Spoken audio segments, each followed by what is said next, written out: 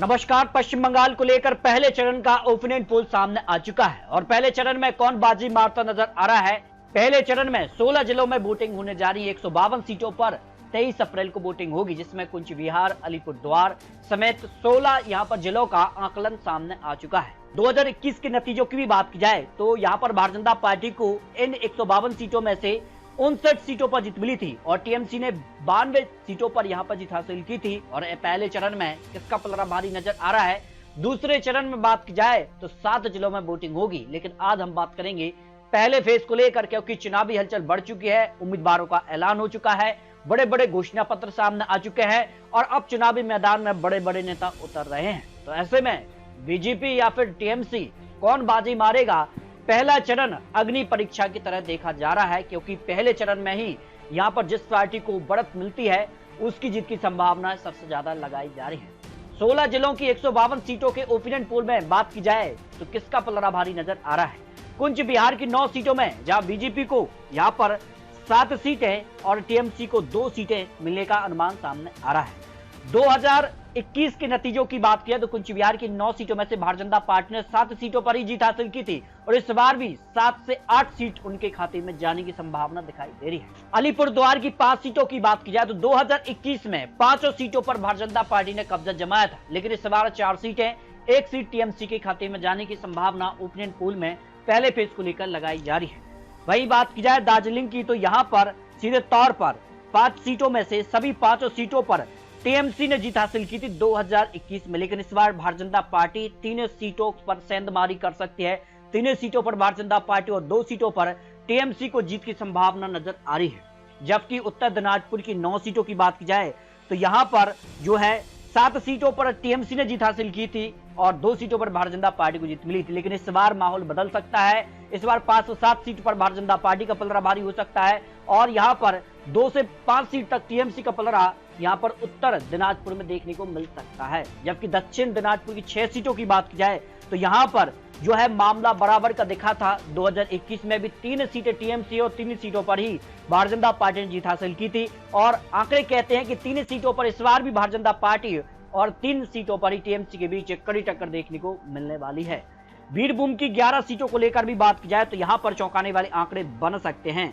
अगर बात की जाए तो यहाँ पर 2021 में भी चौंकाने वाले आंकड़े थे और इस बार भी भारतीय जनता पार्टी चौंका सकती है। यहाँ पर करीब 5 से 7 सीट उनके खाते में और 4 से 6 सीट टीएमसी के पक्ष में जाने की संभावना बीरभूम को लेकर लगाई जा रही है। जलपाईगुड़ी की 7 सीटों को लेकर भी चौंकाने वाले आंकड़े बनते नजर आ रहे हैं, जहां 3 सीटें भारतीय जनता पार्टी और 4 सीटों पर टीएमसी दावा करती नजर आ रही है और कांग्रेस के खाते में यहां पर 0 सीट की संभावना है। 2021 की अगर बात की जलपाईगुड़ी की 7 सीटों में तो यहां पर सीधे तौर पर 4 सीटों पर भारतीय जनता पार्टी ने जीत हासिल की थी और 3 सीटें टीएमसी के पक्ष में रही थी, लेकिन इस बार 1 सीट का नुकसान भारतीय जनता पार्टी को हो सकता है और टीएमसी को 1 सीट का फायदा देखने को मिल सकता है।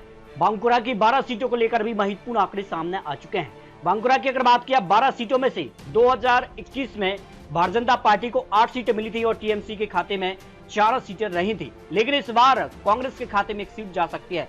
भारतीय जनता पार्टी को 7 सीटें, टीएमसी को 4 सीटें और कांग्रेस के खाते में 1 सीट की संभावना यहाँ पर दिखाई दे रही है। पुरुलिया की 9 विधानसभा सीटों को लेकर पहले चरण का विश्लेषण भी सामने आ चुका है। यहाँ भारतीय जनता पार्टी को 7 सीटें मिल सकती हैं तो टीएमसी को 2 सीटों पर जीत की संभावना ओपिनियन पोल में दिखाई दे रही है। हालांकि 2021 में 6 सीट पर भारतीय जनता पार्टी और टीएमसी को 3 सीटें मिली थी, लेकिन इस बार टीएमसी को 1 सीट का नुकसान है और भारतीय जनता पार्टी को 1 सीट का फायदा यहां मिल सकता है।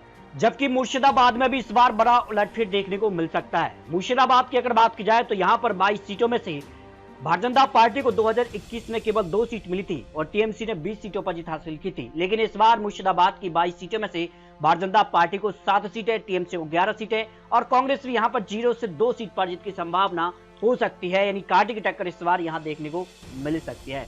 मालदा की 12 सीटों को लेकर बात की जाए तो यहां पर भी चौंकाने वाले आंकड़े बन सकते हैं। 2021 में भारतीय जनता पार्टी को यहां 4 सीटों पर जीत मिली थी और टीएमसी ने 8 सीटों पर जीत हासिल की थी, लेकिन इस बार माहौल बदल सकता है। 5 से 8 या 9 सीट तक भारतीय जनता पार्टी और टीएमसी भी 3 से 5 सीट के करीब आ सकती है, यानी मामला यहां पर पलट सकता है, जो विश्लेषण सामने आ रहा है। जबकि बात की जाए पूर्व मेदिनीपुर की तो यहां पर भी चौंकाने वाले आंकड़े बन सकते हैं। पूर्व मेदिनीपुर की अगर बात की जाए तो यहां पर जो है 16 सीटों में से यहां पर 12 सीटों पर भारतीय जनता पार्टी और टीएमसी को 4 सीटें मिल सकती हैं। 2021 में पूर्व मेदिनीपुर की 16 सीटों में से भारतीय जनता पार्टी को 7 सीटें मिली थी और टीएमसी को 9 सीटें मिली थी, लेकिन इस बार भारतीय जनता पार्टी सेंधमारी कर सकती है। झारग्राम की अगर बात की जाए तो 4 सीटों को लेकर तो यहाँ पर चारों सीटों पर टीएमसी ने जीत हासिल की थी 2021 में, लेकिन इस बार भारतीय जनता पार्टी को 1 सीट मिल सकती है और टीएमसी को 1 सीट का नुकसान यहाँ देखने को मिल सकता है। तो इस तरह से यहाँ पर 16 जिलों की 152 सीटों का पहले चरण का जो विश्लेषण सामने आ रहा है, उसमें भारतीय जनता पार्टी 60 से 75 सीटों का अनुमान सामने आ रहा है। वही टीएमसी को यहाँ पर 73 से लेकर 80 सीटें और कांग्रेस को भी 0 से 4, जिसमें अन्य पार्टी अजुद्दीन ओवैसी और अन्य पार्टी भी यहाँ पर आ जाती हैं, तो 0 से 4 सीटें उनके खाते में जा सकती हैं। तो अगर आंकड़ों की बात किया तो पहले फेज में कांटे की टक्कर जरूर दिखाई दे रही है, लेकिन टीएमसी यहाँ पर 73 से लेकर 80 सीटों का अनुमान है और भारतीय जनता पार्टी का 60 से लेकर 75 सीटों का अनुमान पहले फेज में लगाया जा रहा है। 2021 के नतीजों की भी बात की जाए तो यहाँ पर भारतीय जनता पार्टी को इन 152 सीटों में से 59 सीटों पर जीत मिली थी और टीएमसी ने 92 सीटों पर यहाँ पर जीत हासिल की थी। और यहाँ अगर बात की जाए तो सीधे तौर पर 23 अप्रैल को अब 152 सीटों पर पहले चरण की यहाँ पर चुनाव होने जा रहे हैं और माना जा रहा है कि पहले फेज में किसका पलड़ा भारी नजर आ रहा है।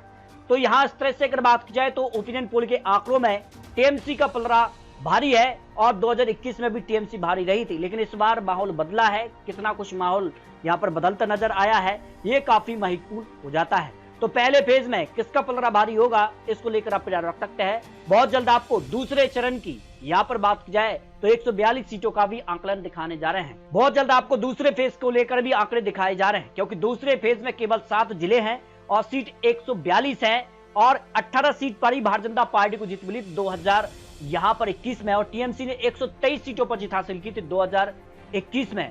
तो इस तरह से अगर बात की जाए तो दूसरा फेज भारतीय जनता पार्टी और टीएमसी के लिए एक अग्नि परीक्षा की तरह देखा जा रहा है, क्योंकि दूसरा फेज भी महत्वपूर्ण है और दूसरा फेज ही तय कर देगा आखिर पश्चिम बंगाल में किसकी सरकार बनने जा रही है।